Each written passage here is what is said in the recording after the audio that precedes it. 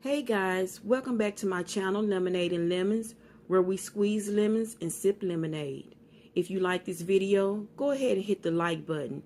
And if you are new to my channel, go ahead and subscribe. And to make sure you stay updated on all that this channel has to offer, hit that notification bell.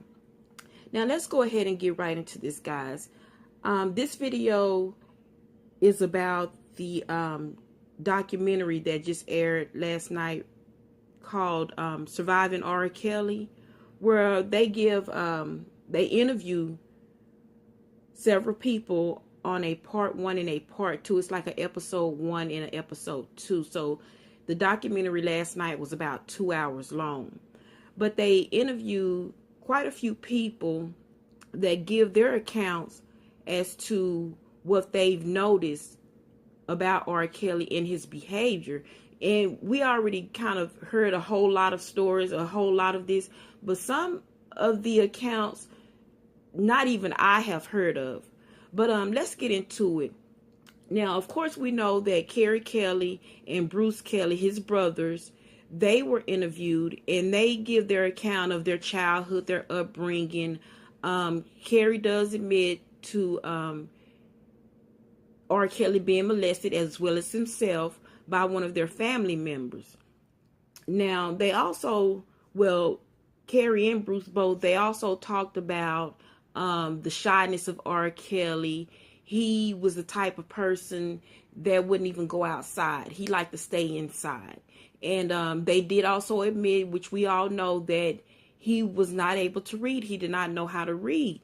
But they noticed one thing about him, regardless of the situation of him not knowing how to read, that he was already a musical genius at his young age. So R. Kelly would find himself focused more on his music, just to get away from the everyday life and the things that he endured, such as not being able to read and being teased by that. So those two, they did just kind of give accounts of their upbringing. Now, another person by the name of Craig Williams, this gets more deeper into the story when R. Kelly, of course, is much older. He has his, he's signed to a music label now. He's getting fame. He's famous. He's well known. This music producer, he noticed that after his signing of his label and gaining all the fame and glory and all that kind of stuff, he started hanging around the high school. Even after he was long gone, years after he was long gone, he was hanging around the high school still a lot. The high school which he dropped out of, he stayed hanging around the high school. And Craig Williams also admits to seeing young girls hanging around in the studio a lot, young girls in every room. And he said that it made him uncomfortable because in his eyes, these were just babies, and he just didn't want to have no parts of that. Now, let me backtrack. When R. Kelly was in high school, he was part of the choir, and the choir director by the name of Lena McGlinn, well, she was some sort of mentor to R. Kelly, and she saw what she claims to be, quote unquote, his aggressiveness in his music.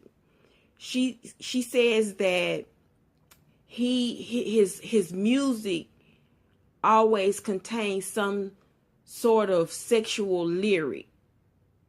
It was always something about some type of sexuality, something like that. And she had to kind of tell him about himself with that. And she even went on to mention that she had to also tell him to stop meeting with these young girls, to leave these young girls alone before he messes up not only his own life, but theirs as well.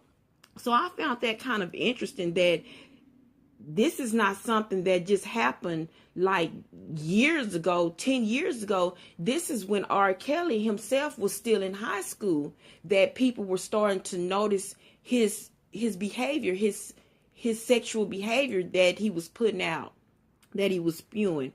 So she was one of the ones that were interviewed. And then we have Javonte Cunningham, which I mentioned in a previous video that I made, that when she was young, she met R. Kelly, and one of her duties were to go out and find other girls for R. Kelly. Now, she met R. Kelly through one of her friends. So that's how that came about. But they were instructed to go out and find other young girls. And them being young, they didn't think anything about it. They're thinking, okay, well, okay, he wants other girls, not knowing for what reason, but they did as they were instructed. So with that, she's the one that Aaliyah's mother had a problem with, because she came forth and she said that she actually witnessed R. Kelly having sex with Aaliyah on the tour bus. Now, to me, and this is my own personal opinion, she sounds credible. I mean, Miss Halton is saying that she's a liar and these things just did not happen because she was always there. She was with Aaliyah during every tour, every encounter. But Demetrius Smith tells a different story, and that's R. Kelly's former assistant. He claims that Aaliyah's mom trusted him to see after Aaliyah. And even though he failed, as he quotes, as I quote him, he failed both Aaliyah and R. Kelly, because he admits to doing some things that he shouldn't have been doing. He admits to forging documents so that they can be married. And this was the shocker for me. He also admitted to R. Kelly coming to him saying that we've gotten Aaliyah in trouble. I'm not for sure of what that we is, but we've gotten Aaliyah in trouble. And Demetrius Smith went on to say that Aaliyah was pregnant by R. Kelly. So that was just a shocker for me, because I didn't even know that Aaliyah did become pregnant. I know that she did marry R. Kelly, which Demetrius Smith claims that did happen. He was there. He forged the documents for it to happen. So that part he is admitting to, and he regrets doing these things. But my point is, how is it that Mrs. Halton, Diane Halton, can come forth and say that she was there, but at the same time she's trusting Demetrius Smith to see after Aaliyah? So if you're trusting in him to see after her, then that's telling me that you're not there all the time, or you were not there on every occasion. And you definitely was not there if she ended up pregnant by R. Kelly. Okay, let's move forward. Another one that they interviewed by the name of Lizette Martinez. Well, she met R. Kelly when she was 17 years old. She met him in the mall. She claims that she did get to speak with him on that particular day, but after meeting him, one of R. Kelly's assistants approached her and gave her R. Kelly's number and wanted her to call.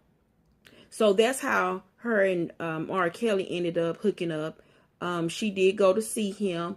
And what's interesting about this, because I've never heard of this lady before, but she claims that she did have sexual encounters with R. Kelly. And in the documentary, she also claimed that she became pregnant, but she did not say by who. So I guess that's like a go figure thing. I'm not for sure, but she did claim to be pregnant, which a few days later she says that she had a miscarriage. And also she claims that she was diagnosed with mononucleosis, which turned into I had to write this part down because I've never heard of it in my life, but it's called Guillain-Barré or something like that, which she claims it caused her body to paralyze. And she laid up in the hospital for about 2 weeks. She says that R. Kelly never called, R. Kelly never came to see her, any of that, but he did send her mother, get this, a check for $1,000. I guess that was supposed to pay for her hospital bill. I'm not for sure of what that was about, but she does say that he sent her mom a check for $1,000. So she ended up getting out of the situation after all of this happened. She said she just didn't want to be a victim. She had enough. She didn't want to play his puppet or whatever, his sex slave. So she just had enough, and she said that it just seemed like that's all she was. It was never about the music for him when it came to her. It was all about just having sex, just being available when he needed for her to be available. Okay, so getting deeper into it, they also interviewed Sparkle, which we all know who Sparkle is. She's the aunt of the 15-year-old girl that R. Kelly ended up in court about. And she also admits that she introduced her niece, her 14-year-old niece, to R. Kelly because as she's in the music industry, and she claims that her niece has musical talent, so she wanted R. Kelly to do the same thing for her niece that he was doing for her. So that's the reason why she even introduced her niece to R. Kelly. But she says as time progressed, she started finding her niece in the studio without her. Now, before, she was always with her when they were in R. Kelly's presence. She was always with her niece, but it became time to where she would show up in the studio and her niece is already there, and she would question, well, what are you doing here? And her niece was like, well, I just got dropped off because R. Kelly's getting ready to throw a party and blah, blah, blah, and this and that. And she was suspicious of that, but okay, oh well. But she claims and she regrets that she even introduced her niece to R. Kelly. And in a sense, she almost feels as if it's her fault. And speaking of the niece, Lisa Van Alen. I've never heard of this name either until this series. But Lisa Van Alen, she was also introduced to R. Kelly. And I forget where she says that she met R. Kelly. But he flew her back out. She was kind of back and forth. She says that she's back and forth until it came to a point to where she ended up just staying. And she admits to a lot of sexual encounters with R. Kelly. And she also admits to having threesomes with R. Kelly, in which these threesomes included underage girls. And I guess this is another go figure moment for me, but I kind of get the feeling that Lisa Van Alen had sexual encounters with the niece of Sparkle. That's just how it came across to me. I'm not for sure. She didn't just go right into it and say that, but the way that it was portrayed in the documentary, she did have sex with Sparkle's niece, not knowing that this girl was 14 years of age. So that's a question mark for me. I'm not for sure. If you haven't checked it out, go ahead and check that out. Let me know what you think. Tell me in the comments below. But yeah, I found that interesting. I found that rather interesting. But anyway, Andrea Kelly, they interviewed her also last night, and we've seen her on many platforms, so she didn't have too much to say that was different from what she's already said. But she did say that she was married without notice. She didn't even know that she was going to be married. R. Kelly just had a room that was set up, violins playing and all this stuff, and turn around, she's a married woman now. So, like I said, she just didn't have too much to say, other than what we already know, what she's already said on other platforms. And let's see. I think we've touched on everybody that happened last night. Everybody that interviewed last night, we've touched on that. And I must say, I found it very interesting because a lot of the stuff, like I said, I didn't know. Like Lisa Van Allen said, the one that supposedly has slept with Sparkle's niece, she said that she witnessed on occasion a lot of sex happening in the studio. A lot of sex. She said a lot of sex was happening in the studio to the point to where there were actually bedrooms in the studio.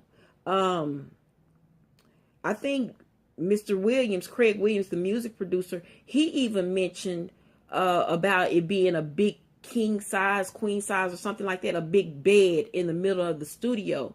So we kind of know what was going down there. But this is all, I mean, this is just the bottom of the iceberg. I can't wait to see what happens in these next two episodes. The next one is airing tonight, and then the last one will be on Saturday. But I can't wait to see what else is being said, because this right here, I mean, I was glued to the TV. I was glued. I mean, some things, like I said, we've already heard about, we already know about, but things like Aaliyah being pregnant, I did not know about that. I did not. Lisa Van Allen supposedly sleeping with Sparkle's niece. Like I said, that's a question mark. I'm not for sure. She did not come out and say that it was Sparkle's niece, but the way that it was portrayed in the series, that's what I gathered from it. So a lot of these women that came on here, they did seem credible to me. I mean, even Javonte Cunningham, which she's the one that Diane Halton says she called her a liar, says she's fabricating things and all this kind of stuff. And me personally, I believe her. I believe Javonte Cunningham, because as Demetrius Smith states in a midst, Aaliyah's mother trusted him to see after her. So if you're trusting someone to see after your daughter, you're not there on every occasion. So things can happen. You can go down to the grocery store and be gone for about 20 minutes. Aaliyah can become impregnated within them 20 minutes. So you just can't call this woman a liar, because you don't know. You were not always there. You were not.